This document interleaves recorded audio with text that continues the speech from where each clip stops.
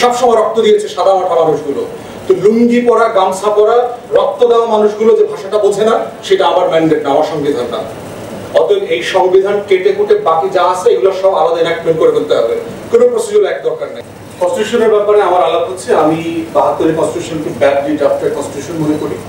আমার প্রিয়তম লেখকদের একজনের লেখা বই দেখলাম আর কি, যাদের লেখা, যাদের political Bible I read so much with interest and contemplation. সংবিধানের সংকটটা আমাদের আলোচনাতে আসছে যে অ্যাজ ইফ কিছু লফটি আইডিয়াসকে যদি আমরা সংবিধানে ইনকর্পোরেট করি, we could be one of the finest nations on earth. আসলে হিস্ট্রিটা বলে না পৃথিবীর ফাইনেস্ট নেশনটা কনস্টিটিউশন দিয়ে ফাইনেস্ট হয়নি, এটা লট অফ আদার ইস্যুস আছে। Why Nations Fail এই বইটাতে লেখকরা জেমস রবিনসন এবং ড্যারন অ্যাকিমোগ্লু খুব ব্রিলিয়েন্টলি পুট আউট করেছে যে Why Nations Fail এবং কেন সাকসেস করে, কেন প্রোগ্রেস করে, কেন সফল হয়, কেন ব্যর্থ হয়, এই প্রত্যেকটা জায়গা সেখানে তুলে এসেছে। সেটা অন্যদিনের আলোচনা। তো আমি সংবিধানকে কেন ব্যাডলি ড্রাফটেড মনে করি, কারণ হচ্ছে সে আমাদের স্বাধীনতার ঘোষণাপত্রে আমাদের যে আকাঙ্ক্ষার কথা বলা ছিল, সেই আকাঙ্ক্ষাকে সে ধারণ করতে পারে নাই। এবং সেই আকাঙ্ক্ষাটা কিন্তু একটা ব্রিলিয়েন্টলি ড্রাফটেড প্রোক্লামেশন ছিল আমাদের হিস্ট্রিতে। আমরা যারা ফ্রেঞ্চ রেভলিউশনের রাইটস অফ ম্যান পড়েছি, অথবা কমিউনিস্ট ম্যানিফেস্টো পড়েছি, অথবা চার্টার অফ মদিনা পড়েছি, মদিনা সনদ পড়েছি, অথবা বিল অফ রাইটস, ম্যাগনা কার্টা পড়েছি, প্রত্যেকটাকে যোগ করলে দেখা যাবে ব্রিলিয়েন্টলি ইনকর্পোরেটেড প্রোক্লামেশন ছিল।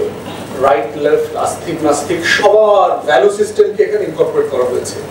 কিন্তু আমরা যেটা দেখলাম 72-এর সংবিধানে সাডেনলি এই আকাঙ্ক্ষাকে আন্ডারমাইন করা হয়েছে। কিভাবে করা হয়েছে? রাষ্ট্র পরিচালনার মূলনীতি দিয়ে। সেখানে প্রোক্লামেশনে বলা ছিল যে রাষ্ট্র কিভাবে পরিচালিত হবে, সাম্য, মানবিক মর্যাদা, সামাজিক সুবিচারের কথা বলা ছিল।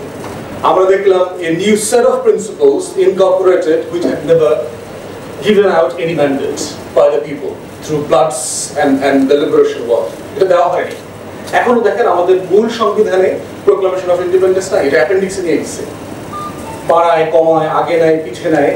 কিন্তু এইটা যে আমার মুক্তির সনদ ছিল 71-এ, যে কারণে সাদা মাঠা মানুষগুলো, শিক্ষিত মানুষ তো যুদ্ধ করে নাই, তথাকথিত ছাত্ররা ঢাকা বিশ্ববিদ্যালয়ের ফলাফলও যুদ্ধ করে নাই।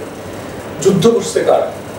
হাল চাওয়া লোকগুলো গিয়ে যুদ্ধ করছে, মাছ ধরা লোকগুলো গিয়ে যুদ্ধ করছে, জেলে, তারপরে রাস্তায় কাজ করে, দোকানদারি করে, ওরা যুদ্ধ করছে। ওদেরকে কি আপনি ফ্রেঞ্চ রেভলিউশন বুঝাইছেন? ওদেরকে কি আপনি রাইটস অফ ম্যান বুঝাইছেন? কি বুঝাইছেন? বাহে আমগরে মারে, আমার পোলারে মাল্লু কেন, চাকরি না দিবি বলছে না সাইদের বা। তো যে ভাষায় সে রক্ত দিচ্ছে, যে ভাষায় সে যুদ্ধ করতে গেছে, আপনি তো সেই ভাষাকে রিফ্লেক্ট করলেন না। আপনি তো আপনার একটা আরবান, লুম্পেন, মিডল ক্লাসের ভাষাকে ইনকর্পোরেট করেছেন সেখানে। It was not the mandate given by bloods. শহীদের রক্তের তো এটা ম্যান্ডেট ছিল না। তাহলে 72-এর সংবিধান আমাদের সাথে বেইমানি করেছে, প্রথমবার বেইমানি করেছে। এবং কারা করেছে? যারা 70-এ পাকিস্তান ফ্রেমওয়ার্কের উপরে নির্বাচন করে ওইটাকে রক্ষা করবার শপথ নিয়ে যারা দেশ স্বাধীন করেছে, তারা করেছে, ব্যাডলি করেছে। এবং এই সংবিধান যেটা করেছে, আমাদেরকে প্রথম বাকশাল উপহার দিয়েছে, দ্বিতীয় বাকশাল উপহার দিয়েছে, বাংলাদেশের ইতিহাসের নৃশংসতম গণহত্যা উপহার দিয়েছে, 4th অ্যামেন্ডমেন্ট দিয়েছে, আর্টিকেল 117 দিয়েছে, এগুলো দিয়েছে, জাতীয় দল দিয়েছে, একদিন প্রেসিডেন্ট, একদিন প্রধানমন্ত্রী, ওভারনাইট জাতীয় দলের সভাপতি, এগুলো দিয়েছে আমাদের। সো আমি মনে করি it's a badly drafted constitution. এবং বাংলাদেশে দুঃখজনকভাবে সত্য, যারা many learner friends are here, তারা সংবিধানকে একটা লিগ্যাল টুল মনে করেন। It's a bad misconception, it's a political instrument. একটা nation how it should be governed, that's the social contract written in the constitution. এটা আইনের বই না, এটা কন্ট্রাক্ট অ্যাক্ট না, এটা টর্চ না, এটা সেটা না। It's a political instrument. এখানে আমাদের সোশ্যাল কন্ট্রাক্ট লেখা থাকে between the governors and the governed, যেটা এখানে লেখা নাই। আমি কিভাবে রাষ্ট্র শাসন করব? তো সেই জায়গাতে আমাদের সংবিধানে এটা নিয়ে আমি অনেকবার কথা বলেছি, আমাদের মধ্য কথা আসতে হবে। আমি পার্সোনালি সংবিধানটাকে 5-7 পৃষ্ঠার মধ্যে নিয়ে যেতে চাই, চলিত ভাষায়, গ্রামের ভাষায় লেখা থাকতে হবে, আমার মা মাটির জবান রিফ্লেক্টেড হইতে হবে। এবং এটা রেফারেন্ডাম নিতে হবে কৃষকের কাছ থেকে লেখার পরে, ভাই এটা পড়েন তো, ওরা বোঝেন কিনা দেখেন তো, যদি সে না বোঝে তাহলে কনস্টিটিউশন হবে না। তাহলে প্রশ্ন হচ্ছে, যদি আমার সাধারণ অল্প শিক্ষিত প্রাইমারি লেভেলের মানুষরা যদি এই লেখাটা না বোঝে, সেটা কনস্টিটিউশন হতে পারবে না। এটার ম্যান্ডেট আসতে হবে গ্রাম থেকে, আরবানে না। Because urban doesn't reflect the state. তারা ফাইট করে না, তারা রক্ত দেয় না, কখনো দেয় না। হিস্টোরিক্যালি সবসময় রক্ত দিয়েছে সাদা মাঠা মানুষগুলো।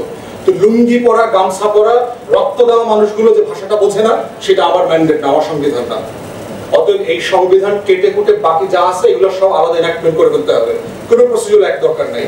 প্রধানমন্ত্রী কেমনে হবে, রাষ্ট্রপতি কেমনে হবে, বিচারপতি কেমনে হবে, ইলেকশন কমিশনার কেমনে হবে, এই কেমনে হওয়ার জিনিস তো cannot be the part of the constitution. Constitution তো একটা আকাঙ্ক্ষাকে রিফ্লেক্ট করবে জাতিকে, ন্যাশনাল ট্রুথস অফ গভর্নেন্স। তো সেই জায়গাতে আমাদেরকে কনস্টিটিউশনটাকে নিতে হবে। এখানে এই মধ্যা জায়গাটাতে আমাদের আন্ডারস্ট্যান্ডিং যদি পরিষ্কার না হয়, তাহলে এই যে রিপাবলিক তৈরি করা, যেটা কখনো করা হয়নি, হোয়াট ডাজ ইট মিন? 2014-তে আপনারা জানেন যে স্কটিশ রেফারেন্ডাম হয়েছে স্বাধীনতার জন্য। আমি তখন লন্ডনে ছিলাম। So I had gone through the whole process and the debates. Scottish রেফারেন্ডামে তারা একটা পাবলিশড প্রপোজিশন দিয়েছে, শত শত পৃষ্ঠা। রাস্তা, স্বাধীন দেশ হইলে স্কটল্যান্ড গাড়ি কোন পাশ দিয়ে চলবে সেটা পর্যন্ত লেখা ছিল। That was the nitty-gritty of the public will of governance. কিন্তু আমাদের রাষ্ট্রের কোনো আকাঙ্ক্ষা দেখেন, আকাঙ্ক্ষা মানে মানে ফিউচারে এক্সিস্ট করে পাস্ট কনস্ট্রাক্ট করেছে যারা শাসন করেছে। আসলে আমরা ওইটা বুঝাইতে চাইছিলাম।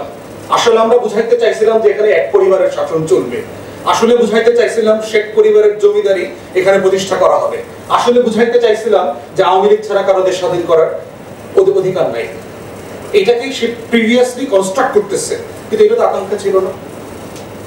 11,500 শহীদ পরিবার ভাতা নেয়, মুক্তিযোদ্ধা ভাতা। আমাকে একজন অ্যাডভাইজার, মুক্তিযোদ্ধারা যারা দেখা করেছেন তারা বলেছেন। আমি জিজ্ঞেস করলাম, তাহলে 30 লক্ষ মারা গেছে বলা হচ্ছে কেন? তাহলে এর মানে হচ্ছে যে আপনি একটা ন্যারেটিভ ফিউচার থেকে কনস্ট্রাক্ট করছেন। Is it not good enough 100 লোক মারা গেলেও to have a free nation if we wanted for it? তাহলে আপনার হলোকস্টের এই মিসলিডিং হিস্ট্রিকে মিমিক করতে হবে কেন? আমার দরকার নাই তো। আমার 100 লোক মারা গেছে, একটা মানুষের রক্ত good enough to change the will of the people. তাহলে আমার সংখ্যা বাড়াইতে হবে কেন? আমার জাতিকে ছোট করা হচ্ছে, আমার মুক্তিযুদ্ধকে ছোট করা হয়েছে। তো সেই জায়গাতে আমি মনে করি যে আমার কনস্টিটিউশন উইল অফ দ্য পিপলকে রিফ্লেক্ট করে নাই। দ্বিতীয়ত হচ্ছে বিচার বিভাগ। বিচার বিভাগের ব্যাপারে আমাদের প্ল্যাটফর্ম থেকে আমরা ইতিমধ্যে 14 দফা প্রস্তাব করেছি, কনস্টিটিউশন নিয়ে করেছি। শাওন ভাই যদি interested, he is part of it now, তাকে আমরা এটা আমাদের দফাগুলো ইয়ে করব। আমি মনে করি যে বাংলাদেশে কোনো ইনস্টিটিউশন ডেভেলপ করবার চেষ্টা কেউ করে নাই। সবাই রুল করতে চাইছে, শাসন করতে চাইছে, প্রতিষ্ঠান তৈরি করতে চায় নাই, দেশের মানুষকে নাগরিক করতে চায় নাই, দেশটাকে রিপাবলিক করতে চায় নাই। রিপাবলিকের নামে এখানে সবাই মনার্কি কায়েম করেছে। Everybody whosoever governed for last 53 years or so, everybody, তারা মনে করেছে এটা আমার বাবার দাদার সম্পত্তি। যেই বয়ানটাকে ভেঙে তছনছ করে দিয়েছিল এই নতুন প্রজন্ম রক্ত দিয়ে, দেশটা তোর বাপের না, রাস্তা রাস্তায় লেখা আছে দেখেন। আমি আমার তৈরি করা আছে অলরেডি। আমি মনে করি আমাদের এখানে এই কলোনিয়াল কনস্ট্রাকশনের যে বিচার ব্যবস্থা, এটা ভেঙে দিতে হবে। আমাদের হিস্টোরিক্যাল এই জমিনের বিচার ব্যবস্থা আছে, সালিশি ব্যবস্থাপনা। বিচার প্রার্থীকে যেন বিচারের দালানে আসতে না হয়। বিচারের দালান বিচার প্রার্থীর কাছে চলে যাবে, যে আমি বিচার করতে, আমার টিম বিচার করবার জন্য, আপনাকে ইনসাফ ডিসপেন্স করবার জন্য আপনার গ্রামে আসছি আমরা। এটা হলো আমার মাটির বিচার। কারণ জেলের সময় নাই, সেটি মাছের জাল নিয়ে যাবে না আপনি নৌকা ঘাটে যাবেন তাকে বিচার দেওয়ার জন্য। যিনি হাল চন তার সময় নাই, কারণ সে হাল চয়ে খায়, তার এসি রুমে এসে বলার সুযোগ নেই তার। অতএব বিচারটা হইতে হবে যেটাকে এখন পশ্চিমারা এডিআর এর নামে কর্পোরেটাইজ করেছে। এটাই আমার জমিনের বিচার ব্যবস্থা ছিল 1000 বছর ধরে। আমি ইংল্যান্ডে বার করার সময় আমি এডিআর পড়েছি এবং সেখানে লিখেছি যে আমাদের এই তোমাদের জমিদারি বন্দোবস্ত কিভাবে আমাদের ঐতিহাসিক বিচার ব্যবস্থাপনা ধ্বংস করে দিয়েছে। অতএব বিচার ব্যবস্থাকে যারা ইয়ে করবেন, দয়া করে please come out of your colonial mindset. আপনারা পুরো টিম বসবেন। It's not the framework that you dispense justice. আমার মাটির জাস্টিস সিস্টেম হচ্ছে সালিশি ব্যবস্থাপনা। এইটাকে এই পঞ্চায়েতি সিস্টেম কোন ফর্মের করবেন, 2024 সালের মডেল ডেভেলপ করেন। বিচারকে গ্রামে নিয়ে যাইতে হবে। বিচার প্রার্থীর যেন 1 পয়সার জন্য তার হাটে হাটে, বাজারে বাজারে, দালানে দালানে, ফ্লোরে ফ্লোরে ঘুরতে না হয়। এবং কি মানে অরাজকতা বিচারের নামে চলছে, সেই ব্যবস্থাপনার নামে বিচার তৈরি হতে হবে। এইখানে এই প্রফেশন চেঞ্জ করেন, ওখানে দুটা ভালো জাজ দেন, অ্যাপেলেট ডিভিশনকে ওখানে আলাদা করেন, ওইখানে 10 জন দরকার, 100-র বদলে 150 জাজ দেন। এই ধরনের কসমেটিক চেঞ্জ আমাদের বিচারে কোনো পরিবর্তন আনবে না। এটা লালনের সাথে বেইমানি করা হবে, এটা হাসন রাজার সাথে বেইমানি করা হবে, এটা তিতুমির, শরীয়তুল্লাহ, রজব আলীর রক্তের সাথে বেইমানি করা হবে। তারা যে জমিনকে ধারণ করেছে, ওরাই জমিনের নেতা। অতএব যারা এই জমিনকে ধারণ করে জমিনকে নেতৃত্ব দিয়েছে শত শত হাজার বছরের লড়াইতে, ওই লড়াইয়ের আলোকে ব্যবস্থাপনা তৈরি করতে হবে। এটাই নতুন বন্দোবস্ত, এটাই সেকেন্ড রিপাবলিক, এটাই নতুন বাংলাদেশ।